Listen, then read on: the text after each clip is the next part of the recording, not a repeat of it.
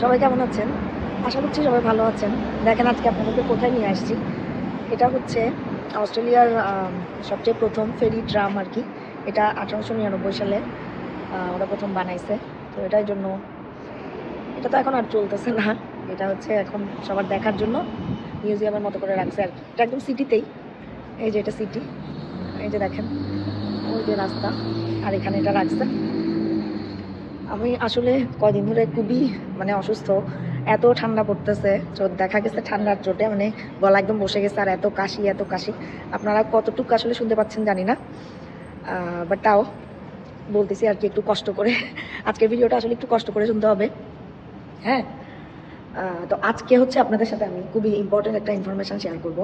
সেটা হচ্ছে অস্ট্রেলিয়া যারা চলে আসছেন আর হচ্ছে যারা নেক্সট সেমিস্টারে আসবেন চিন্তা করতেছেন, তাদের জন্য আজকের ভিডিওটা খুবই ইম্পর্টেন্ট।